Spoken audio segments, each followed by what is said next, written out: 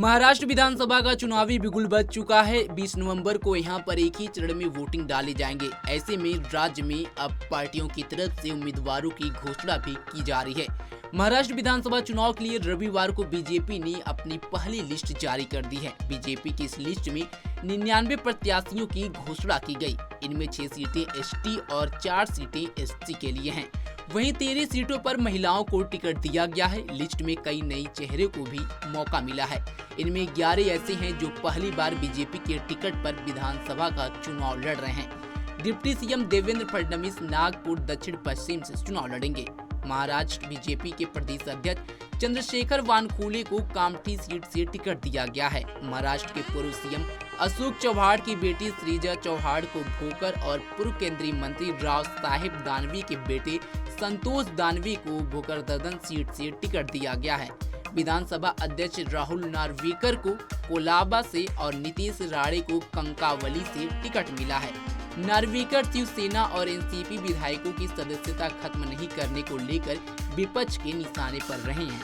नीतीश राणे मुस्लिम विरोधी बयानों को लेकर अभी विवादों में हैं। महाराष्ट्र की सभी 288 विधानसभा सीटों पर सिंगल फेज में 20 नवंबर को वोटिंग होगी। चुनाव नतीजे 23 नवंबर को आएंगे। 20 नवंबर को ही नांदेड़ लोकसभा सीट पर भी उपचुनाव होगा। इसके प्रत्याशी का ऐलान अभी नहीं हुआ है। महाराष्ट्र विधानसभा का कार्यकाल 26 नवंबर को 2024 को खत्म हो रहा है। महाराष्ट्र में महायुति यानी शिवसेना, भाजपा और एनसीपी अजीत पवार गुट की सरकार है। एंटी इनकम्बेंसी और 6 बड़ी पार्टियों के बीच बंटने वाले वोट को साधना पार्टी के लिए बड़ी चुनौती होगी। 2024 लोकसभा चुनाव में महाराष्ट्र की 48 सीटों में इंडिया गठबंधन को 30 और एनडीए को महज 17 सीटें मिली थी। इनमें बीजेपी को 9, शिवसेना को 7 और एनसीपी को सिर्फ 1 सीट मिली। भाजपा को 23 सीटों का बड़ा नुकसान हुआ। 2019 लोकसभा चुनाव की अगर बात करें तो यहां पर एनडीए को 41 सीटें मिली थी। 2014 में आंकड़ा 42 था, यानी आधे से भी कम। 2024 लोकसभा चुनाव के हिसाब से भाजपा 60 सीटों के आसपास सिमट जाएगी। विपक्षी गठबंधन के एक सर्वे में राज्य की 288 सीटों पर एमवीए यानी महाविकास अघाड़ी को 160 सीटें मिलने का अनुमान जताया गया है। भाजपा के लिए मराठा आंदोलन सबसे बड़ी मुद्दा होने वाली है।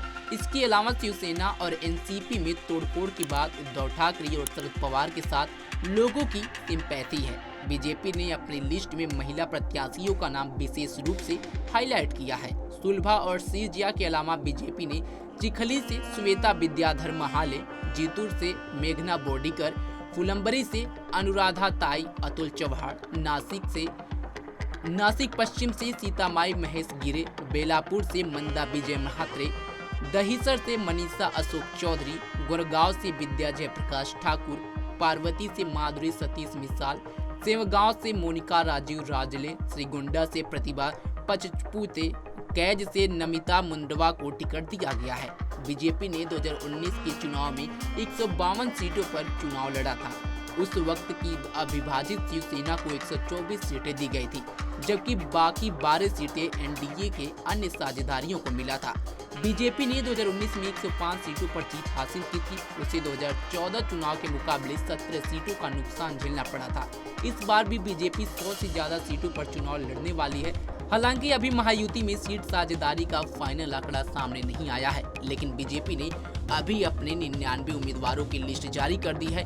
देखना होगा कि दूसरे लिस्ट में बीजेपी कितने उम्मीदवारों के नाम का ऐलान करती है और अपने पार्टनर्स को कितनी सीटें देती है। इस खबर पर आपकी क्या राय है, कमेंट बॉक्स में जरूर बताएं।